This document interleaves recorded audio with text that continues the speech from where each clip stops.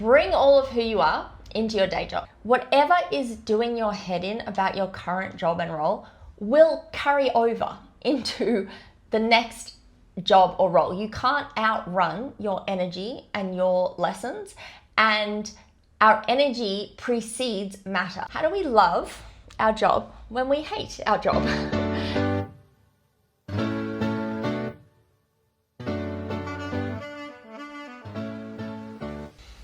Hello and welcome back to Empowering From Within. I am absolutely thrilled to have you here. Today I'm going to talk about how to use universal laws and energetic laws to help us when we find ourselves in that very common scenario where we hate our day jobs. And I'm seeing this a lot in my social circle, in my clients, and everywhere, that people resent and hate their jobs. And there are many laws that we can use to our advantage to hack the system a little bit and find more enjoyment and fulfillment in our day-to-day work and unlock that, beautiful electromagnetic field where we love every part of our life and our energy is humming and we are at a frequency and resonance with more and more good stuff. Because if we have one area of our life that we hate and detest and we resent going in there and we're miserable, then that is going to spill over into all the other areas of life. So how do we love our job when we hate our job?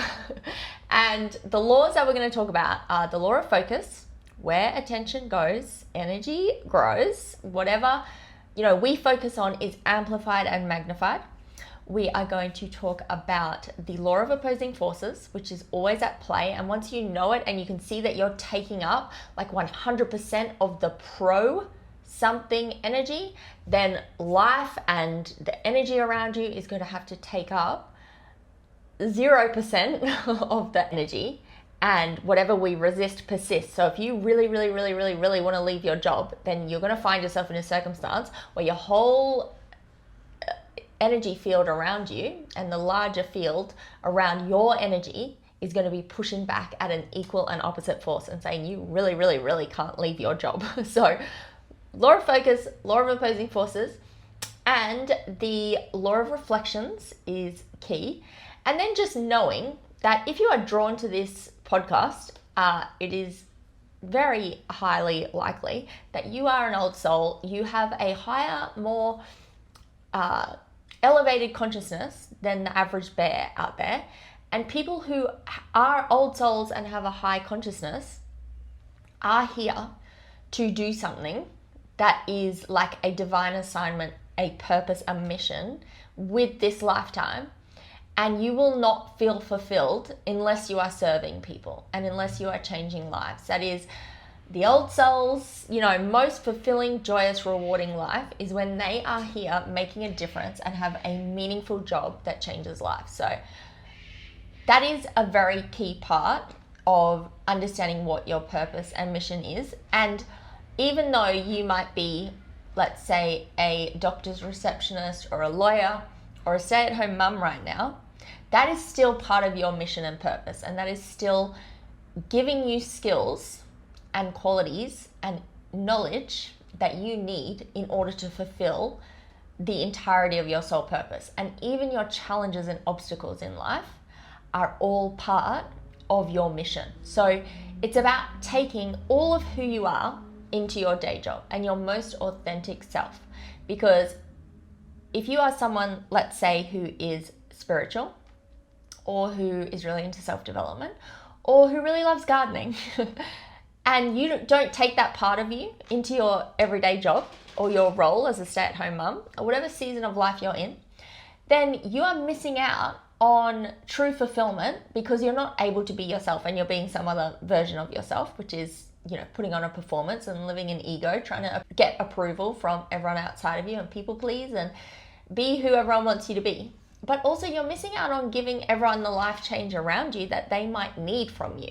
So you might go to the office and start talking about spirituality or a self-help thing that you've just come across in your personal life, and your client or whoever you're hanging out with, your colleagues or your children even, may hear something come out of your mouth that they needed to hear to have a massive revelation in their own life. Or you might give someone permission to be themselves in your workplace if you are talking about gardening or whatever. Or you might spark some insane creative joy in your child that they needed to hear and they couldn't hear from anyone else but you by just talking about your gardening or your self-development tools or whatever it is. And the ripple effect of us being our most genuine, authentic selves and bringing all of who we are to the table in our day jobs or our current roles is huge and profound. So don't underestimate how stripping away the ego and not being a cookie cutter, clock in, clock out in your performance ego self at work can diminish what you are here to do. And it can mean that you are not serving everyone that you are here to serve. So if you're an old soul, bring all of who you are into your day job. First, you're going to feel a lot more relaxed. You're going to be in a better mood because you're not going to be trying to hide parts of yourself or be someone that you're not. And secondly, it is guaranteed that just being yourself will inspire other people and will give other people permission to be their most genuine, authentic selves. Now, in terms of the law of opposing forces, this can be helped by focusing on less of the tasks of your job and more focusing on the skill sets it requires. And this is taking the law of focus and the law of opposing forces both into account by understanding that whatever your mission is in life requires certain skill sets of you. It requires certain characteristics and attributes that only you have and that only your life experience could have set you up to have. So even like all your relationship breakups, all your illnesses, every single challenge and obstacle that you've been through has set you up to obtain the growth, insights, perspectives, skills, and capabilities that you need for your mission and your purpose. So understanding what lights you up and what skill sets are your natural innate gifts and focusing on 3 or 4 of them every time you go into your day job or your current role is going to bring a huge element of joy and fulfillment into mundane tasks. So let's say one of your skill sets is communication, one of them is nurturing, and one of them is leadership.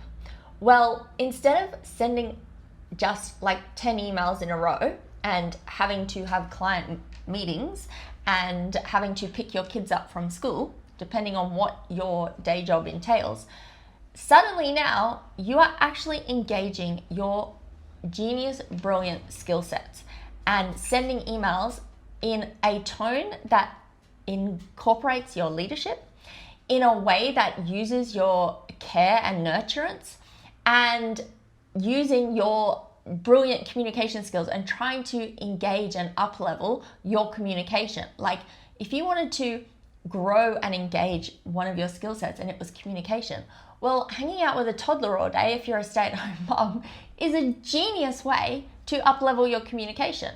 If you are sending emails all day, instead of just seeing it as tasks and punching in and punching out and watching the clock all day, you can start to come alive and engage your genius in communicating in a way that is high frequency, that is, taking the other person's position into account, that is trying to get what you want with as little conflict as possible, trying to problem solve, bringing your care and nurturance into it and seeing everyone's sides while also pushing for the end result that you are trying to get to through your genius words and the way that you phrase things and knowing that certain things will trigger people. Like this is all suddenly a mastery skill set coming on board, and it is no longer just 10 emails that you need to send in a row.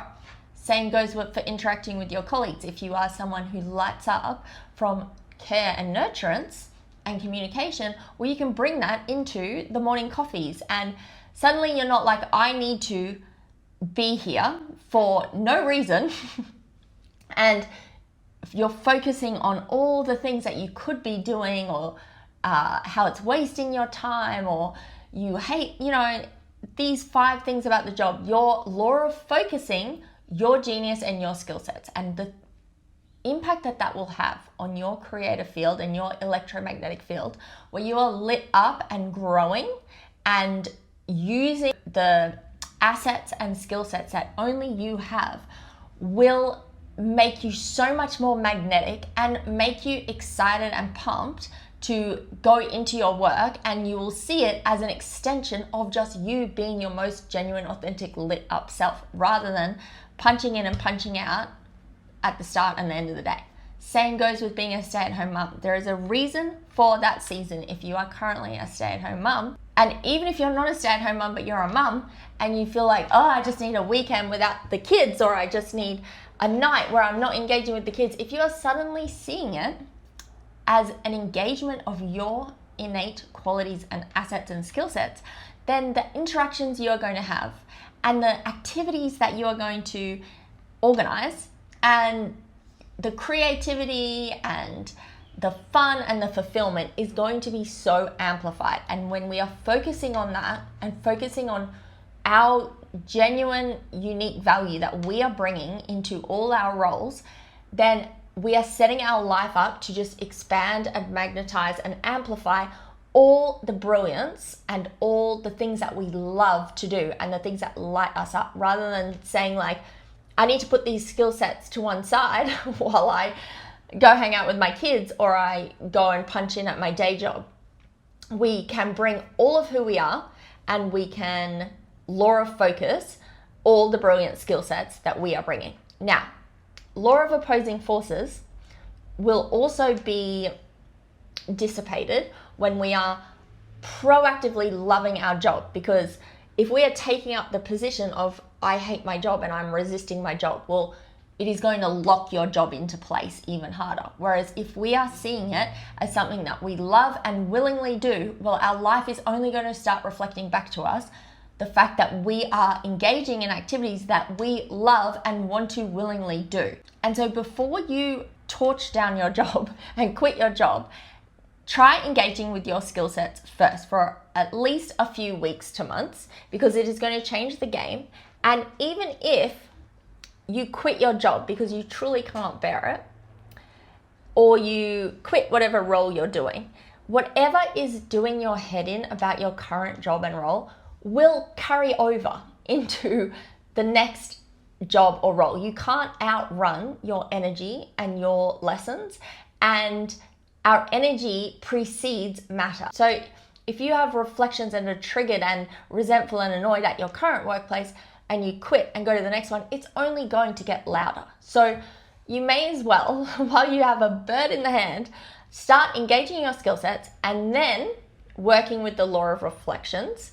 And every time your current role triggers you, start to shift the underlying belief or emotion that is bubbling up, because our life is simply a mirror of what's happening inside of us. And so if you are finding that your colleagues are annoying, that your boss is too hard on you, that your kids aren't appreciative of you, well, that is a reflection of your own energy. And that is showing you that somewhere there is something irritating you and you are being too hard on yourself and you are not appreciating yourself. And we need to give that to ourselves first before it's going to be mirrored back to us. We are the source and life is the mirror.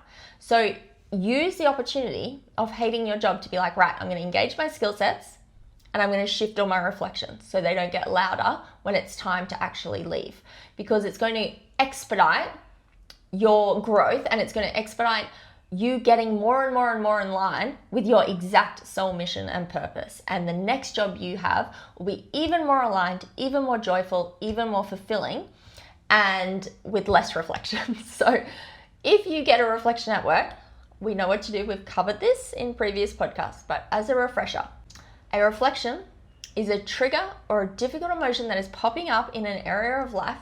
Right now we're talking about career, but if it's happening in career, you can almost be certain that it's coming from another area of life. So if your boss is being really, really, really hard on you, or nothing you do is good enough, then look around your life and see where you are being really, really hard on yourself and not feeling good enough. Is it your physical body?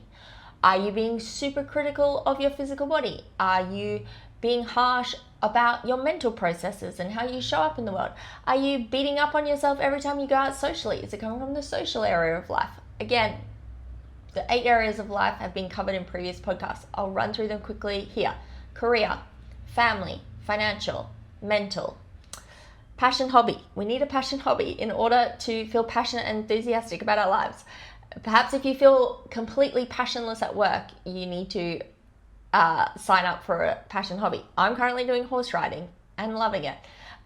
Physical area of life, which is your physical body, how you taste, touch, see, hear the world. Social area of life, and spiritual area of life, which is, self-development and all that jazz, and connection to your intuition. If you feel like you want to grow your intuition, use your day job to make every decision intuitively and start to play a little bit. Bring an element of play and engaging the things that light you up outside of your day job into your current work. And I can tell you, once you start making these little changes of focusing on your skill sets, of dropping the opposition to your job and proactively just jumping in there and trying to enjoy it, shifting your reflections and actively seeing when you're triggered in your place of work and how that might be actually coming from another area of life, shifting the limiting beliefs underneath so that it no longer triggers you, or that you are no longer a match to receive whatever treatment you are getting in your workplace, because you will have shifted your energy, and that person who is being hard on you or annoying or whatever it is will no longer do that to you, because they can no longer have that instruction being handed out from your energy. And you will start to see that your enjoyment and fulfillment of what you're doing, and your authenticity and ability to be yourself wherever you go, and your ability to change lives and serve whoever is in front of you, even if it's not your dream day job, will be fully amplified, and you will start magnetizing and drawing different opportunities into your life. And you will know when it is time to go. You do not want to leave a job until it is the best it's ever been. Same with a relationship. You do not want to leave a relationship until it is the best it has ever been, and you can walk away through choice and with grace. Because otherwise, all the lessons and growth that job or relationship and the skill sets and capabilities that it is trying to call forth from you will show up louder and harder in the next place you go. So this is how we hack the system. This is how we feel fulfilled in whatever role we are currently in. This is how we empower from within, and we no longer need everything outside of us to make us feel what we want to feel. This is taking our lives into our own hands, and I can tell you the external will shift once you shift your internal world and work with these laws. Law of focusing your skill sets, dropping your opposition, using the law of reflections, and being in your most genuine, authentic self, and bringing all of who you are to get yourself onto your soul purpose and soul mission and serve the people around you as much as you possibly can, will shift the external quicker than you can even imagine, and much quicker than just torching down your job and burning your job to the ground and moving on to the next one. You're going to just be stuck in the same repeating cycles and the same patterns and problems, and you're never going to get anywhere until you shift internally. So as always, if you need help or guidance with shifting reflections, or uncovering your genius skill sets, or getting hardcore onto your soul purpose and soul mission, I am here. Hit me up in my DMs at Phoebesgram on Instagram, or head to phoebestewart.com. It would be my honor to help you, and it would be my privilege to get you on your soul purpose and your mission here in life, because that is the name of the game. That is why we are all here in this world, is to live a life that is fulfilling, enjoyable, and serving the people that we came here to serve. So as always, much love, sending everyone an excellent work week ahead, and so much love. Thank you so much for being here today. If you want to keep hanging out, because I sure do, then head to my Instagram at Phoebesgram, or my website, phoebestewart.com.